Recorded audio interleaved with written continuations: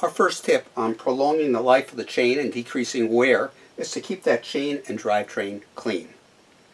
Now it doesn't mean you have to wash it after every ride. In fact, I'll only wash this down if I'm riding in really bad rainy weather and picked up a lot of grime and grease on the drivetrain.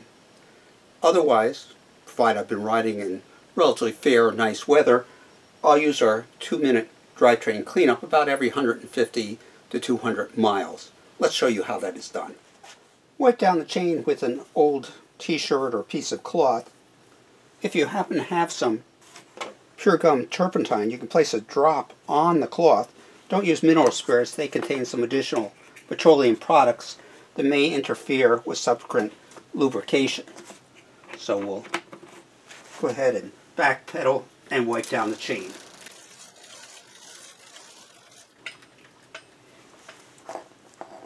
If you have or can get a hold of an old stiff paintbrush, you can use that also to get between the links. Once we've got the chain clean, we can wipe down the chain rings, outer chain ring, shift,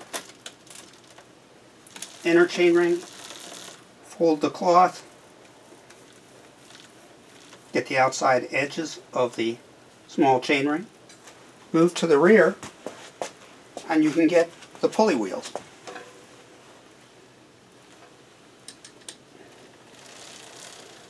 Notice I'm folding the cloth over the pulley wheel, pedaling backwards. And finally, we can fold the cloth and floss the cassette. Get that nice and clean. Don't forget to shift the chain so you can get at the other cassette cogs. Once clean, it's time to lubricate the chain. I usually start at the master link. You want that to stand out a little bit. You put a mark on it with a permanent marker. And we'll go ahead and pedal backwards. You could just drop it on while you're pedaling, but if you want to decrease the use of and make your particular lubricant last longer and create less mess, just put a drop on each link, pedal backwards as you go.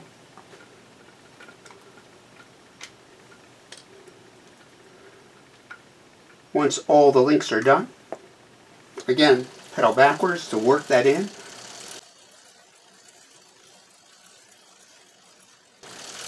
At this point, you can just wipe it off if you have time.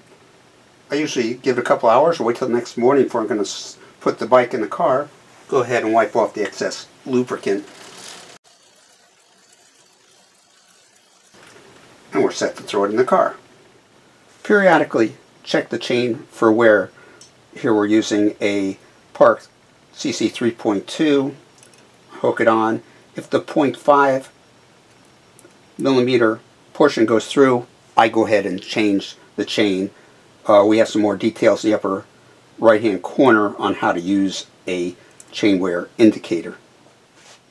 Our final tip is to keep an eye on the chain rings and cassettes for wear. If they are worn and you put a new chain on, they're just going to wear that chain a whole lot faster and give you much greater problems. And we link here at the end to videos on what to check on your chain ring for wear and what to check on the cassette again for wear. If you have other suggestions on how to prolong chain life or other things that you do on your drivetrain, keep them functioning at top performance, please comment below. Subscribe to keep up with our latest videos. This is Tony of Tony 10 Speed Safe Cycling.